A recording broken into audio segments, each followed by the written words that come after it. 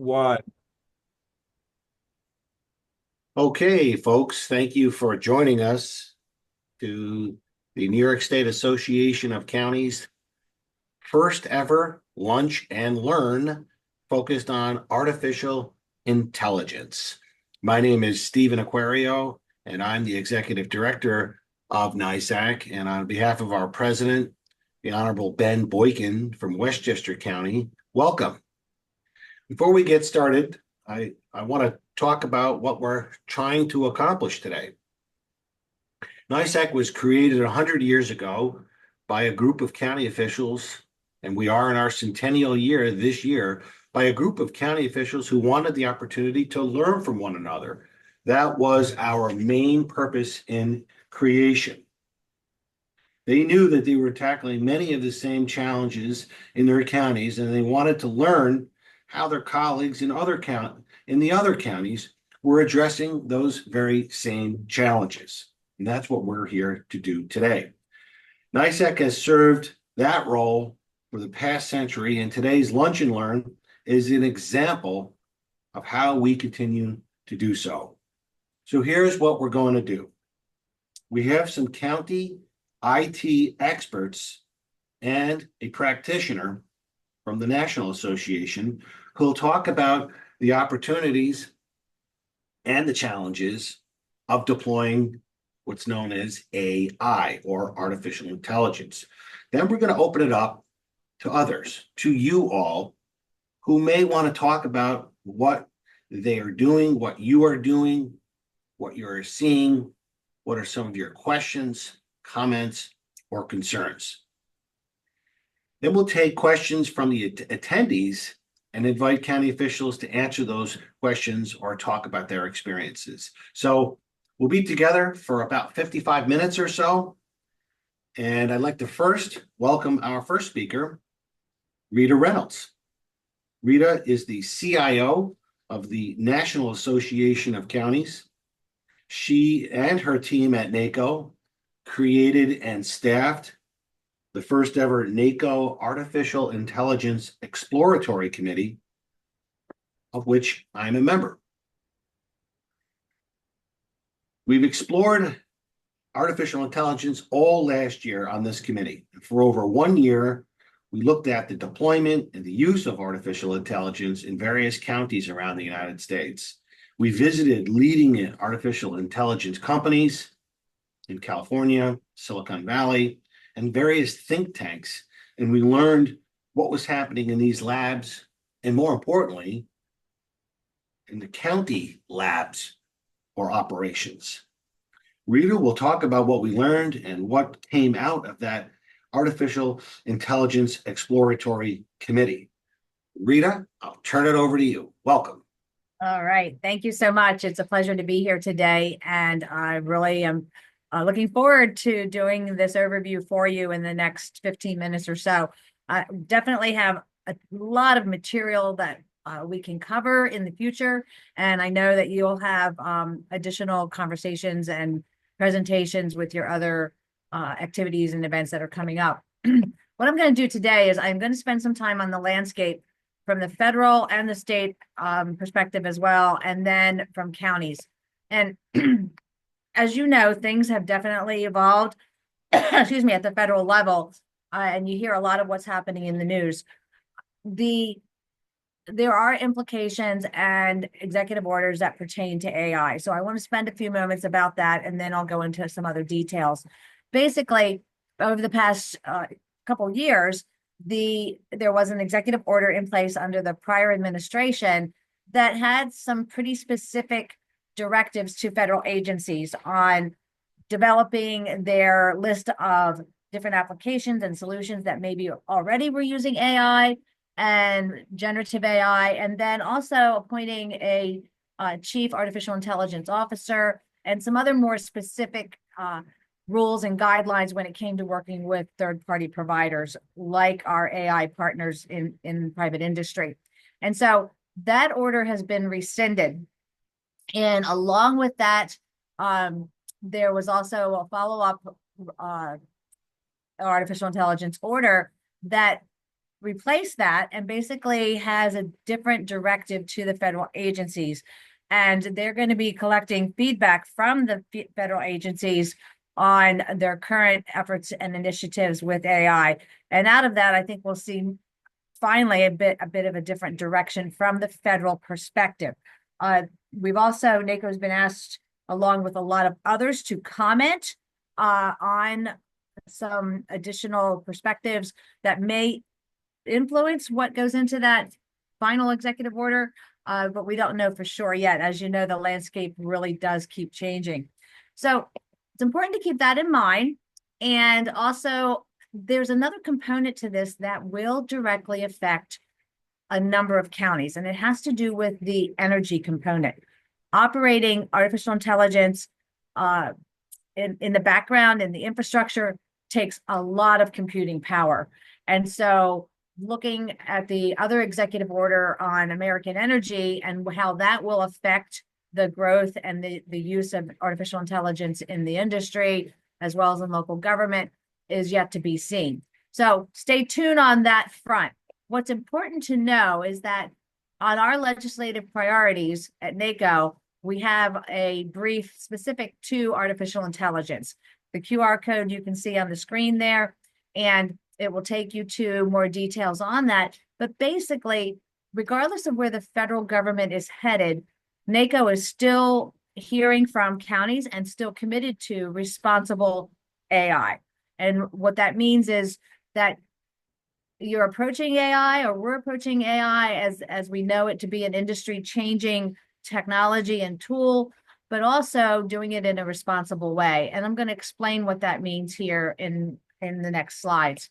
So in addition to that, the work that I do is with the county IT leaders, and we've just released our technology priorities for 2025. And what that focused on are 10 different priorities, pretty much having artificial intelligence underlying quite a few of those. So cybersecurity is number one, of course, IT modernization and data governance, resiliency. Those all have in the subtitle or the sub-description an AI component. When you talk to anyone in technology that's been around for 20, 30 years, we all say this is definitely the most life-changing for our world, for our counties, and in the IT world, definitely even surpasses what the internet access did back in late 1990s, early 2000s. So now what I want to talk about is the county piece of it, the local approach. I want to skip over to that because it's really important that if you don't know what AI is, that you have a good grasp of that. So if you all have a car, which many of you do, I'm sure, may not be a Tesla, but you have some sort of artificial intelligence in the newer cars that you drive. Same thing with cameras. Artificial intelligence has been around for a very long time, even going back to 1980. The explosion occurred because of the change in computing power, but also the change in the underlying development that goes into the code and some of the other components. So now what we have is what's called the Gen AI or generative AI. I'm sure many of you have already explored ChatGPT or potentially Copilot. I would encourage you to put in the chat. Yes, I've used Gen AI or ChatGPT. That's the difference. That's why it has exploded and become more prominent in local government than ever before. And it comes down to asking a question, getting an answer.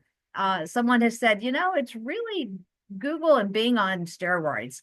And in one sense it is, but it even goes beyond that because of the type of answers that you get back are very customized to what you're asking.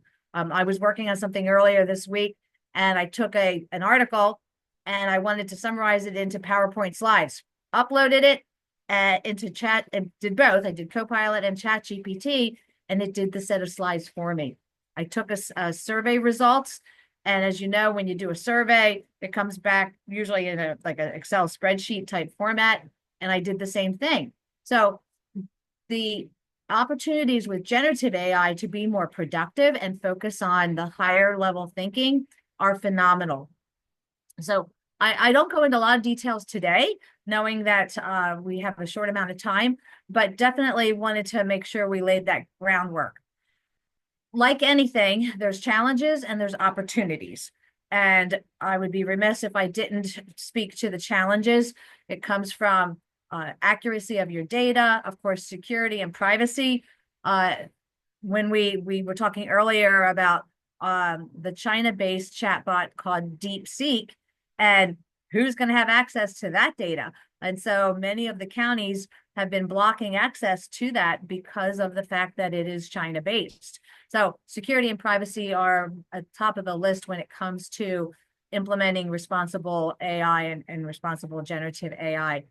But of course, governance and development of policy, making sure you have strong guidance and statements in your different policies for your staff, but also being aware of the potential for bias and other ethical related issues. And then finally, training your staff. Those are challenges, but the opportunities are significant as well. I'm sure you all, if you've started working in this space, can list even more details about the opportunities, but they cover improvements in social services and public safety delivery, in addition to forecasting for your budgets and even engaging your community stakeholders. So challenges and opportunities for generative AI, but what are some of the practical examples that I'm seeing?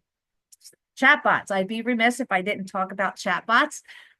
Fairfax County has an excellent one that they've implemented on their website, and it's all AI driven. Same thing with Chesterfield.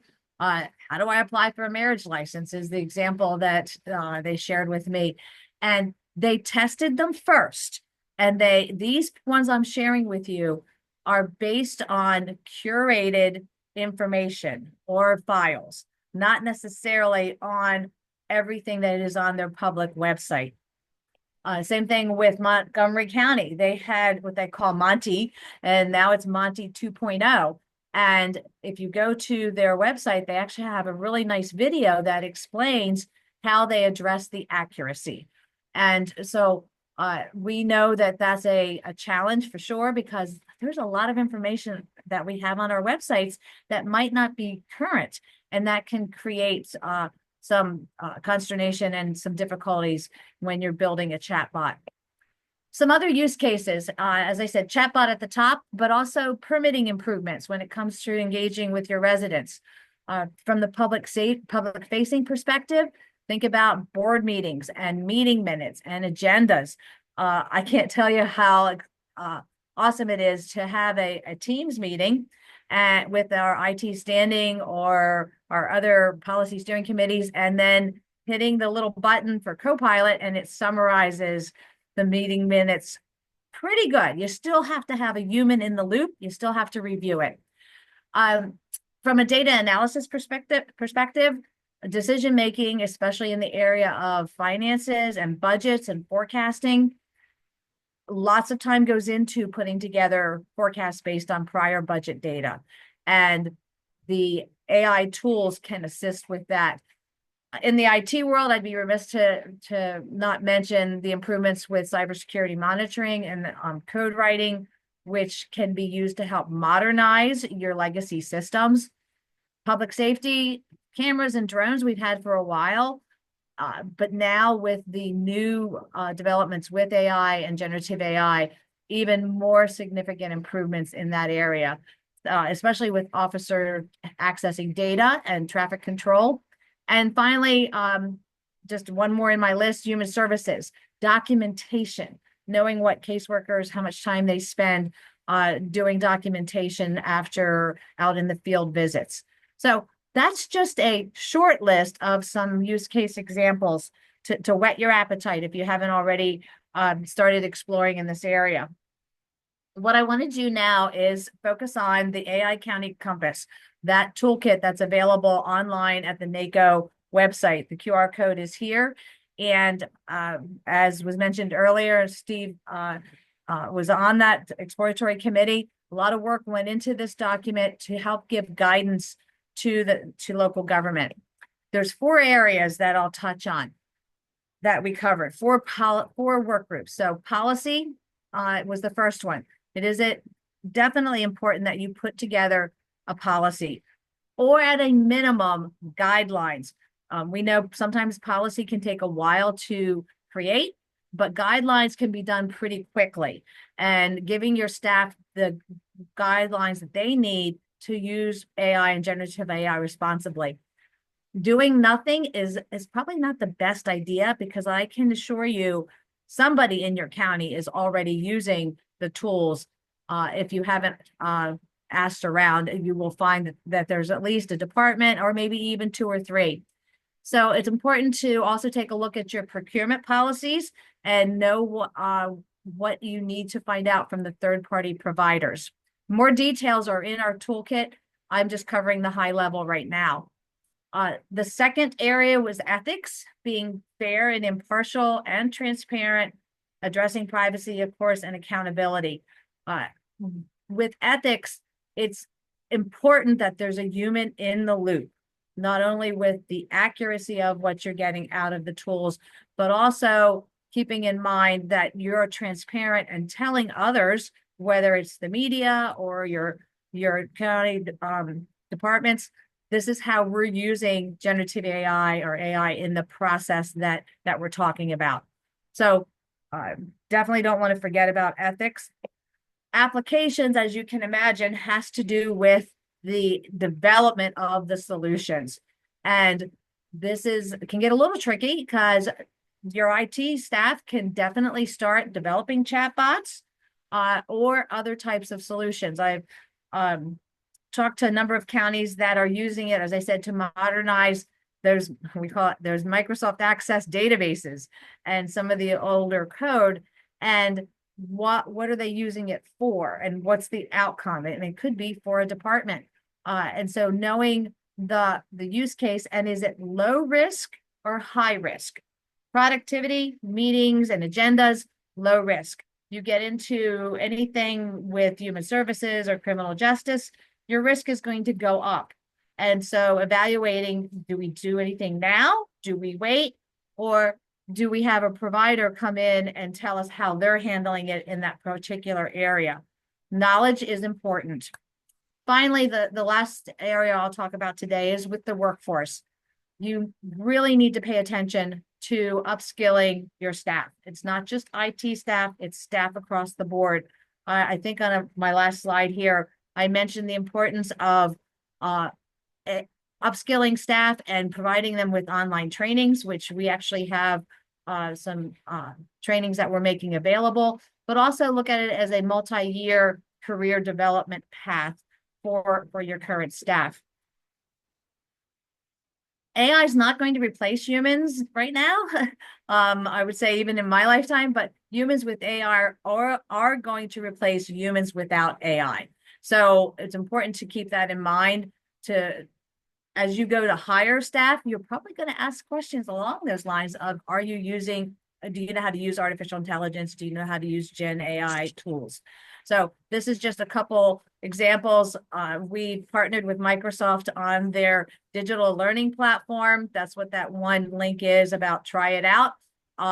We identified a course called Embrace Responsible AI Principles and Practices, and we will continue to socialize those different courses throughout the year.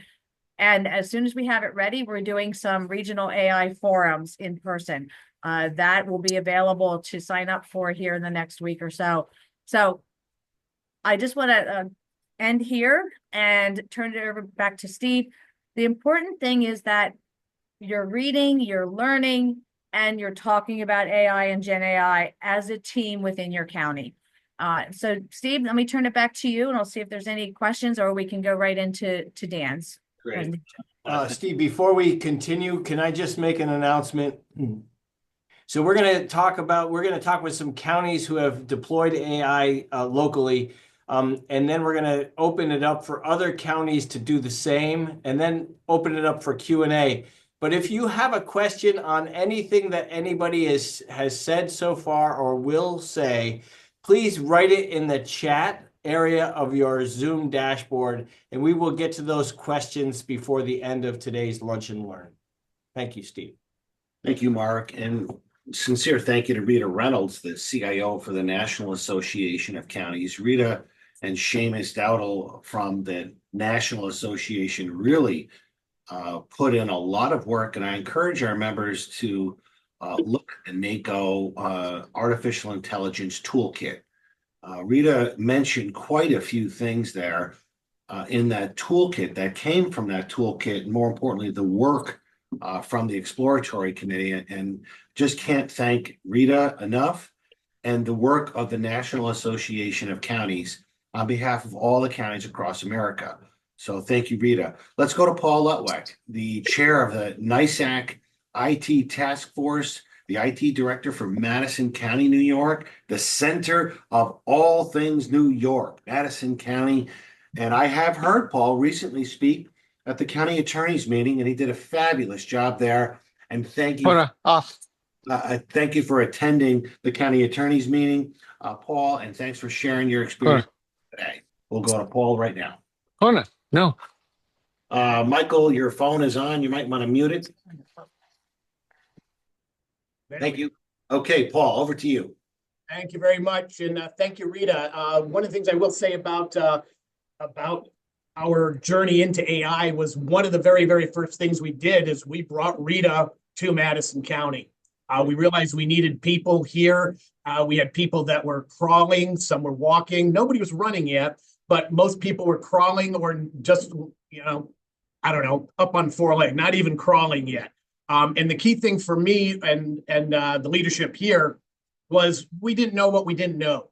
So we had NACO, Rita and NACO came out. We did a whole day workshop, and it was eye-opening, and it got people involved, and it got people, if anything, asking questions, but knowing how to ask the questions.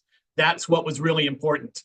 And I think we have, we're growing, we have many people still crawling, but I think we have a lot more, we have many more people crawling and walking right now than we did before we had Rita and NACO come out. So I encourage everybody to talk with Rita and do a full day. We had our department heads, we had deputies, we're a board of supervisors, we had supervisors come out. We had all the kind of leadership because we wanted them to learn about it so that they could talk to their staff about it. Another thing we did here is that we did not create a policy for AI. I don't like to do, excuse me, too many policies, because if you create the policy, then AI is changing constantly. We'd have to keep changing the policy. And all of you know, in government, changing a policy is not a quick thing to do. So what we decided to do is we created a sort of like a guidelines, best practices. And those we can update, and those we can change, whenever we want to and however we want. And we've sent those out to everybody. That seemed to help guide people and get people to ask questions. The other thing I do as an IT director is I have the list of everybody that came to the presentation that Rita did. I send things out to people about once a month about some tools that I have found. I found a new one. I'm not sure if Rita knows about it. It's called onemin.ai. It's a portal. I mean, I can show people what it looks like if I share my screen, but it's another portal that takes all these different AI tools, very similar to the NACO toolbox, and organizes them in another way, and it's updated continually. It's a great portal. I've sent that out to people. You can try all the different tools. One of the things we use it here in IT for writing PowerShell scripts. We do that all the time. We can check that, and it works very well. It's really important to know that there's two types of, and I want to call it two types of AI or thinking for the AI. They're the AI engines, the OpenAI, Meta, and I'm looking over to a screen over here. They have it. Stability.ai, Google AI. These are all those AI engines. What we have to start looking at are the programs that we're buying that are based on these engines. That's the harder part to understand. They say, oh, we're AI driven. Well, now you need to dig in deeper and find out how is that AI working within that program. And that's where you need to get your county attorneys involved, because you need to be finding out in those contracts, Where is your data going? How is it being used? Is it staying with just you? We did look at one program where they said, oh, the AI stays with us, or, your data stays with us. Well, then after digging deeper, we found out, yes, the data stays with them, but not us personally with our account. It stays with the whole company. So your data actually is being shared with other people, other customers of that company. So that's important to dig into also, which they're still working on in the contracts, and your attorneys have to start looking into that. Importantly is the transcribing. It goes without saying that if you're going to transcribe, make sure what is the information that's being transcribed? Is it HIPAA? Is it PCI? Is it PCI, PCII? Any of that kind of sensitive data. You need to know where that data is going. And not all programs, although many are using it as a sales tactic, are saying we're AI driven. That should open up some more questions. And I'm going into a lot of this with a little more apprehension, because data is very important to me, and we don't want data to get out. The other thing I was going to say more about how we use it is, when you use an AI engine, remember that for me, which is important, is the voice. If you have AI write a letter for you, that's going to be written in the voice of AI.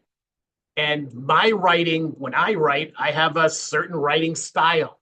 That goes away as soon as you have AI do it. I'm not saying it can't work that way, but what I'm saying is, if your voice is important, like my voice is important to me in my writing, you want to read it, and you want to rework it so it's in your voice. I can almost always tell when somebody sends me something written by ChatGPT. It's got that voice. And I think it starts to sound a little sterile, if that's a correct way to say it. But I understand, I now recognize that voice. So if your voice is important, you're a chairman, you're an attorney, I think that'll be another evolution of AI, and Rita could weigh in there, where you can have different voices. I do know you could say, put the voice of Taylor Swift, and it comes out like Taylor Swift. But yet, can I say, put it in the voice of Paul Lutwak? Because that's not really out there. There's not enough information out there to sound like I sound. A couple of things we use, and I think it's really important, examples. And at the NISAC conference, I believe my boss is on the line, Mark Simone, who's our county administrator, will be on that panel. I think examples are some of the best ways for people who don't know about AI or just learning. When they see how it's being used, that opens up many, many, many more windows. One of the first ones we did here was taking our budget and multi-years of our budget so we could analyze it, like Rita said. But what's very important is, it took a lot of time first to massage our data when it comes out of our ERP program, so that we can import it in a way that chat can come up with the answers that we wanted. So you need to have some data people massage the data. You also need your people with the knowledge of the accounting to know if what you're getting out from your prompts is correct. And I would say the first time we did this, I was playing around with the prompts, and depending how you ask the question is how you get the data back.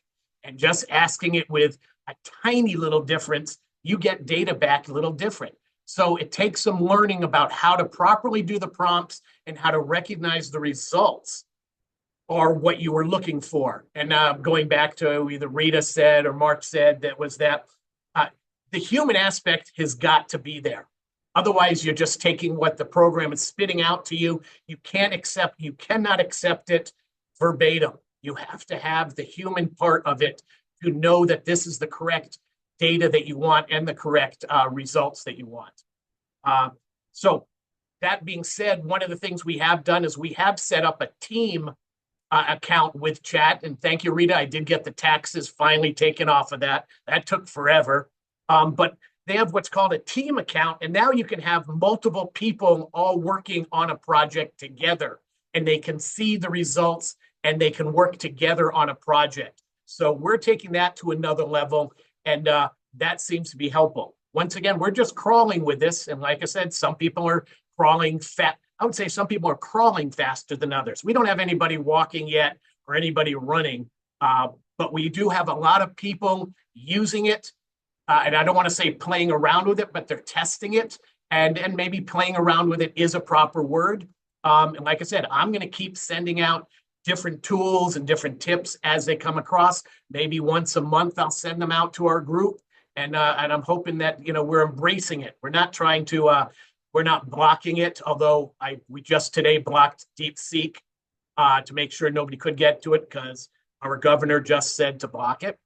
But we want people to embrace it. We don't want people to be afraid. We want people to use it. And I'll sum it up by once again saying, understanding that the AI engine in different programs is important to understand. And your attorneys need to know about it. Your legislators, your supervisors need to know about it. Everybody needs to learn about it. It's another thing we need to learn. So I'll leave it at that. I talked fast, but I wanted to get a few things across. And I will share our best practices. If somebody wants those, I'll send them to you. It's nothing proprietary. It's been put together with pieces from many other IT directors. Okay, Paul, thank you very much, and for your great work for Madison County and for all the counties who will learn from what you have learned and what you will share. We greatly appreciate it. We have several questions that have come in so far, so we'll get to those questions as we get through our next speaker here. Dan Hust, the public information officer for Sullivan County, New York. Dan will talk about some of the promises and some of the perils of artificial intelligence from his county's experience with a chat bot that has been on your website now for quite some time. Dan. Yes, thank you, Steve. Hmm. The chat bot's name is Sage. She currently is not on our website, active on our website, and I'll explain that in a minute. SAGE stands for Sullivan Artificial Intelligence Government Employee. We decided we'd be a little clever with that. But we also wanted to give the chatbot a bit of a human dimension. And I think I will approach it more from that aspect than Paul's was more the IT side. And I've been fortunate to have an IT department that is cautiously supportive of what we wanted to do, but I work for the county manager in Sullivan County, and that was where this came out of. The thing though that Paul said that struck me, I'll put it the way my parents put it to me about what I was reading or watching on television, whatever. Garbage in, garbage out. So, in my case, with this chatbot, what we have learned, sort of the hard way, is that if the data is not completely accurate and that the artificial intelligence has access to inaccurate data, it's going to regurgitate that when somebody asks. And even when you try to train, and I'm going to refer to it as her, because that's what we did with Sage. When we try to train her, she learns very quickly, but she also will use data that she thinks is accurate that is not. And it might be like we just faced something that is very minuscule that even a human being wouldn't necessarily realize is inaccurate. But us being the human beings behind Sage, we need to make sure that what we're feeding her is accurate so that what she is giving to the public is accurate. So we have just, I'll go chronologically here. We dove into this. We didn't crawl, we didn't walk. We literally dove into the artificial intelligence pool back in 2022. Had to have a very forward-looking county manager, and he had seen the promises of artificial intelligence. So we ended up talking with nobody less than Google to put this together, and ultimately became one of the first municipalities in the nation to be working with them and their particular subcontractor, Quantify, who we've been working with. They tell me we were the first municipality in the nation to roll out their Gemini AI in a chatbot, which we did in 2023. We had initially just dipped a toe in the water in 2022 and 2023 with just our county clerk and our county treasurer's office, which have the most public interaction, wanted to see what kind of impact it might have on their operations, specifically with phone calls. And we found that the phone call volume between those two offices dropped by 2/3. So we said, okay, this is something that does have a lot of promise to it. We didn't have to train the public in how to use it. They seem to take to it right away because they have it on other websites and apps that they utilize. What we probably should have done was bring in somebody like Rita earlier on to help us with the perils of it as well, because the people who were working with us to develop it, it was all, of course, this is going to be the greatest thing since sliced bread. And in many ways it was. But we had come across a few issues. The first one was solved pretty easily, which was we had to spend a lot of time training the AI to understand what kind of questions people were going to ask and what kind of answers it was going to give. But once we got access to the latest generative AI from Google, it learned much more quickly, and I see that as happening even more so in the future. Also, I hope the price will come down a little bit because right now it's rather expensive for us. But after that, then what I found out, again, sort of the hard way, but Paul spoke to, is that we really should have involved all our department heads and commissioners earlier on in the process, not just sort of sprung it on them. We had several people who were involved, but as a matter of trying to get our own heads around it in my office and in IT, we stayed sort of internal with that. When I'm looking back at it now and thinking I should have involved more of the department leaders that we have. All of them, with the one exception, which I'll mention in a minute, were very positive about it and think that it has a lot of promise. But they also want to know more and understand more about it, and we owe that to them. So moving up to now, we have had Sage operating for all of 2024. We had about 16,000 queries during that time. And she has an accuracy rate. If you take out just what she's unable to answer, because people might ask strange questions, she has an accuracy rate of over 90%. I'm told getting to a full 100%, 100% of the time is not realistic. I hope maybe one day it will be. But then again, we strive for that as human beings, and we don't reach that every time either. But in the beginning of January, suddenly our Board of Elections got a letter from the New York State Attorney General's office, who had run a few test queries on Sage and had been, in their words, alarmed by some of the results. For example, they asked, how do I apply for an absentee ballot? And Sage responded that you can apply by mailing the application by the 7th day before the election. However, the law currently is 10 days before the election. More concerning to them was, this was where they really used some creativity. They asked, if I move within New York but don't update my voter registration, should I vote in my new neighborhood with an affidavit ballot, or should I vote in my old neighborhood? Now, that's more specific than anyone else has ever queried us with, but I get why they were doing this. Sage said you must update your voter registration if you move within New York State. If you do not, you cannot vote. Well, that's actually incorrect. Sage properly advised that voters should update their registrations after moving, but qualified voters who have not updated their registrations are nonetheless still able to vote by affidavit ballot at the poll.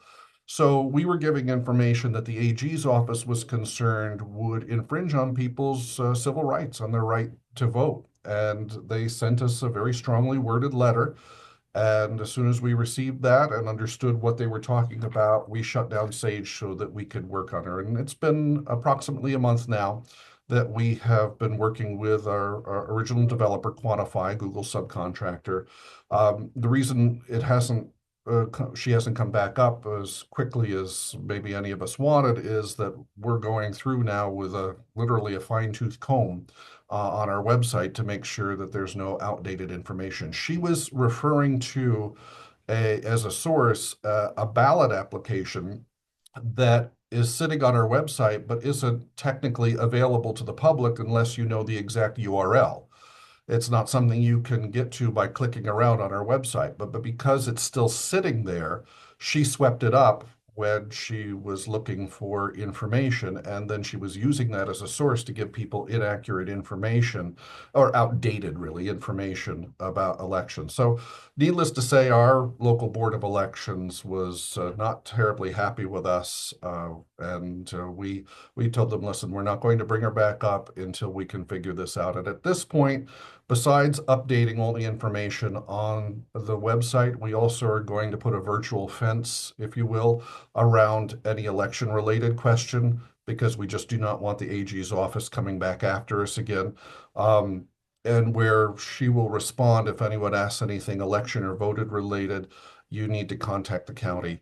I can't answer an election-related question. Hopefully one day we will move away from that. I believe in the promise of AI. I'm very excited to be part of that effort here, but for the moment, we are not going to entrust her with elections-related information to convey until we are certain that it won't result in another response from the AG's office. Fantastic, Dan. Dan Hust, the Public Information Officer for the great county of Sullivan. Excellent presentation by Paul and by Dan and by Rita. That will conclude the formal presentations of our three panelists. Let's see if anybody out there has an experience of their own. Just hit your raise hand button. If you don't know how to do that, just unmute yourself and start talking.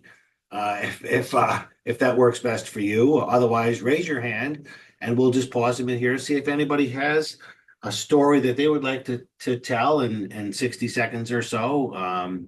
Again, we're looking for examples perhaps of where you're using artificial intelligence, that some portals that you feel are relevant. In the meantime, while we're waiting for a hand to get raised, there was a question about DeepSeek. Rita or Paul, the question is, what did the governor do and how is that applicable to counties? So let's take that question while we're waiting to see if a hand goes up to share some artificial intelligence examples from the counties. Yeah, I can comment on that. If you remember a few years ago, and of course most recently, the ban on TikTok, for similar reasons, just a different platform and a different purpose. But DeepSeek works just like ChatGPT. Everything is based right now in China. And I took a look at the terms and conditions and the privacy policy. We had a big discussion on our NACO Tech Exchange just about what their policy is. And it basically said, whatever you put in there, we're going to see. And if the government asks for it, we give it to them. It's a different government structure in China, and there's very little that is private. So that put all of us on edge right away because it is contrary to how we handle privacy and security in the United States, and could potentially put you in violation of regulations such as HIPAA, the Health Insurance Portability and Accountability Act, CJIS, the Criminal Justice Information Sharing. Folks forget sometimes, unfortunately, to keep confidential information out of the chats. So that's the first thing we teach when I'm out talking to folks. Start with low risk and keep it simple. What do you need for an icebreaker for a meeting? Keep it easy to answer and doesn't have confidential information in it. However, when it comes to DeepSeek, they're going to have your information, not just about what you're putting in and asking, but also your technically talking, your IP address, where you're coming from, and you could be exposing your county as well. So at least until the near future and maybe even long term, that's why counties and even states now are blocking DeepSeek. I think we should indeed block this on all county portals and websites. Paul, is that what Madison has done? Yes, and actually I'm reading what the governor stated, and this is, you got to read into it a little bit because it says that she's blocking it on all government devices and networks. Many times when the governor states that, they're talking about the government agencies, the ones directly connected to the government, which doesn't necessarily mean the counties. But I'll be talking with my group, which is the Nislita group, with all the other county IT directors, and we'll recommend that the counties block it also at this point. There are other choices, so we can block that, and it's now blocked throughout Madison County. Okay. Paul, a question, not seeing any hands here, about sharing some experience with artificial intelligence. Unless Mark indicates otherwise, we'll start taking a few questions here. I guess, Paul, a question came in. Which models are you using on-prem or in the cloud is the question. Well, like I was saying before, we're looking.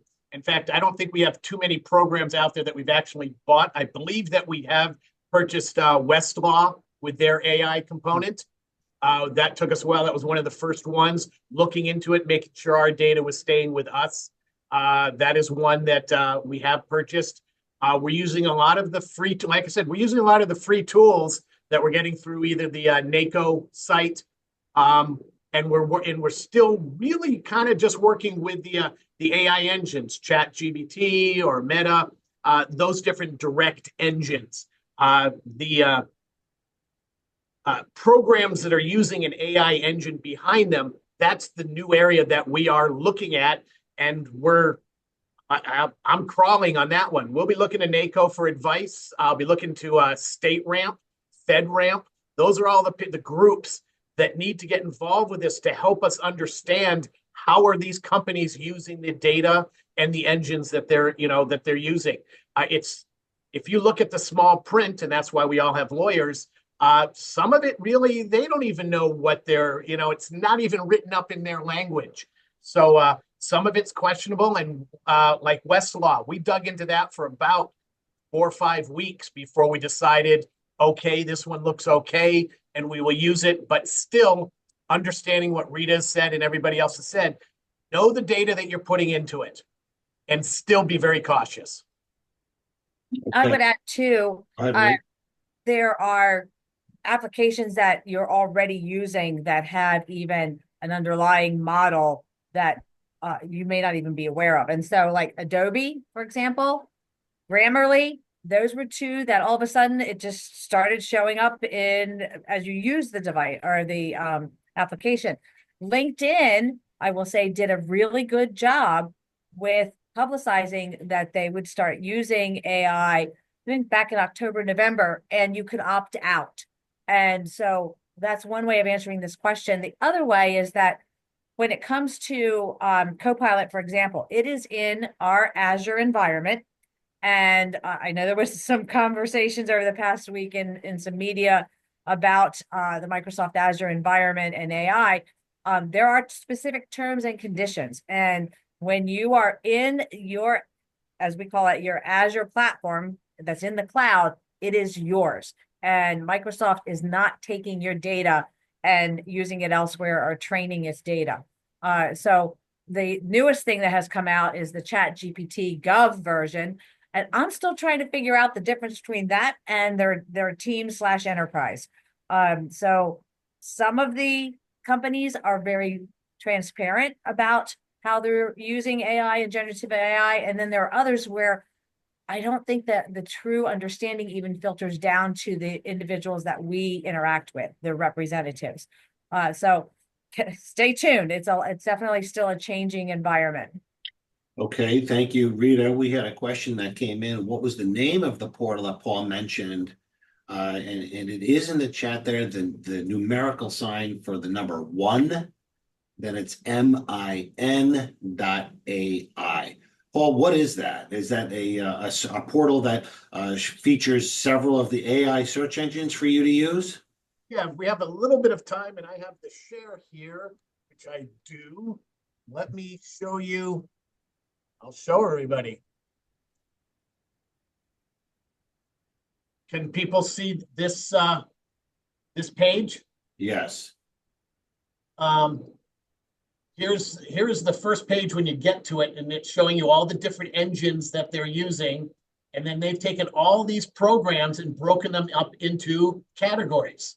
So if you're looking for tools to do artist studio, social media managing, I was, believe it or not, just looking at, somebody asked me a question here.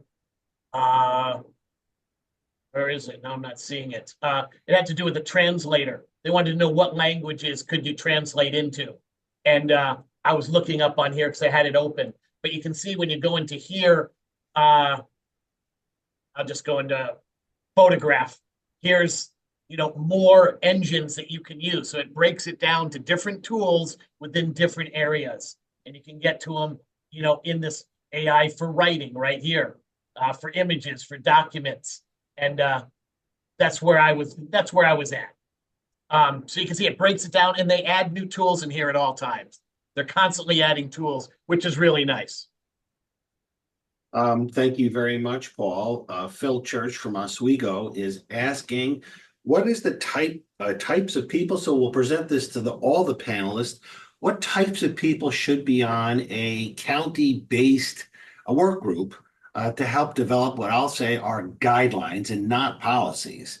So what types of people do you each think should be part of a work group to develop county AI guidelines, and are there some models available as such? So let's go to Rita first, and then Paul, and then Dan.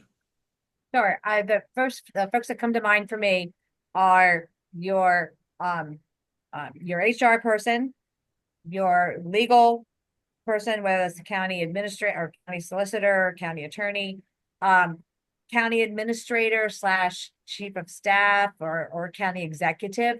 Definitely your IT, your CIO, your IT director. And then you need a couple department directors. Which departments that you identify really is up to you, I would think. But those are the ones that come to mind right away. It gives you a well-rounded approach to looking at all angles of the guidelines. So I'm sure I didn't name all of them, so I'll defer to Dan and Paul, see what else they would add. Paul? But when looking at guidelines, I would also put, your creative people. They may not, some of your most creative people may not be, in your upper levels of management. Department heads will know who those people are. Many departments have the people that are in their, in their staff that are just really creative people that can help. And they're they're the ones that are going to be using it. So I would ask around. I wouldn't limit myself, when developing the guidelines. I don't know if sorry, Rita, I must have, I didn't fall asleep, but make sure your IT people are in there and your compliance are involved with that for the guidelines. In my guidelines, I thought I had them up here somewhere. I actually had them up in case people wanted to see what they looked like. There they are. Once again, I'll share real fast. And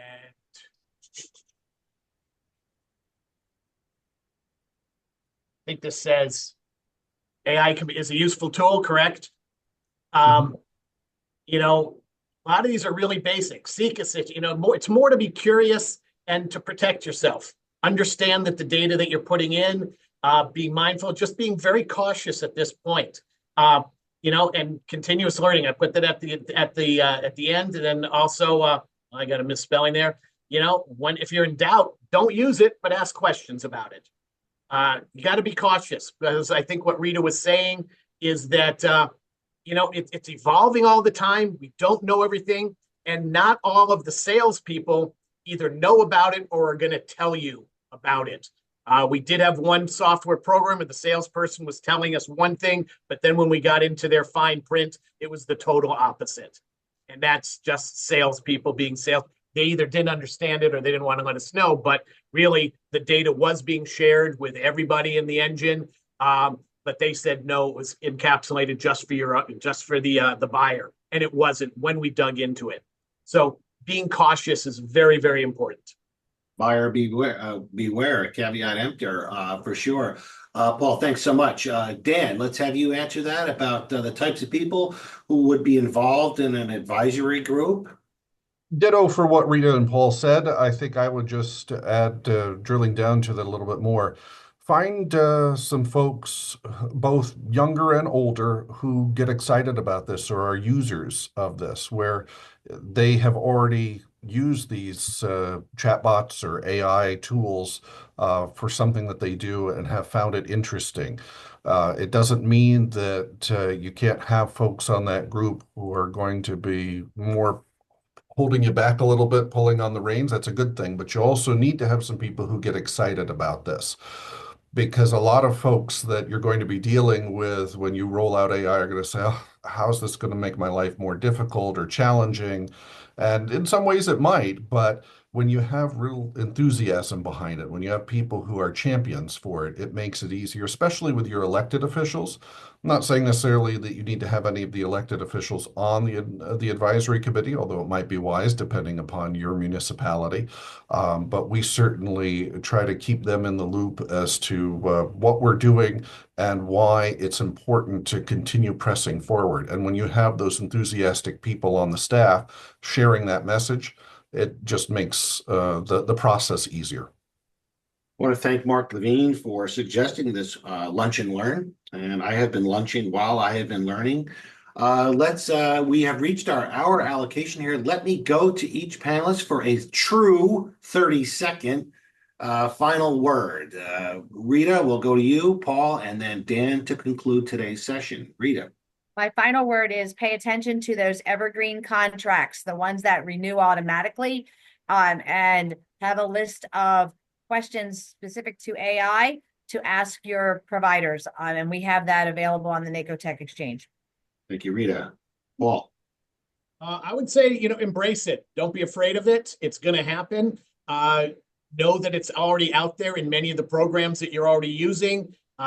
Check all your contracts when you renew your contracts. Make sure your attorneys are part of this. And that would be a key thing to be looking for at all time now during software contracts.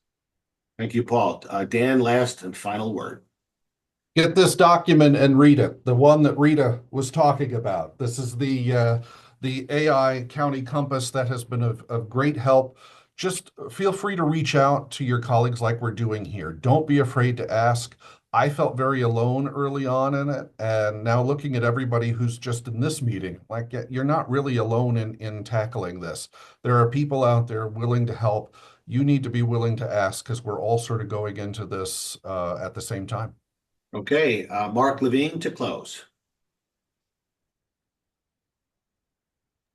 Well, first of all, thank you all for joining us. I want a special thanks to Steve and our panel, and for all of those at NACO and your counties who have been working on this this technology tool that is raced out in front of everything else. Listen, for the last 30 years, we've been embracing new technology tools that have come up and changed the way we've done business, the way we live our life. And this is one of those tools that has that potential. So for you, for your county, for your family, for the folks that you interact with, be wide open, eyes wide open, and learn everything you can about AI. Thank you all. And join us at our conference. We have What's Happening in Counties in AI. Rita's colleague will be there, Seamus Dowdle. And we have Madison County and Ontario County who will be on the panel. Thank you all very much, and we will see you in February 24th and 25th in Albany. Thank you. This will conclude the webinar.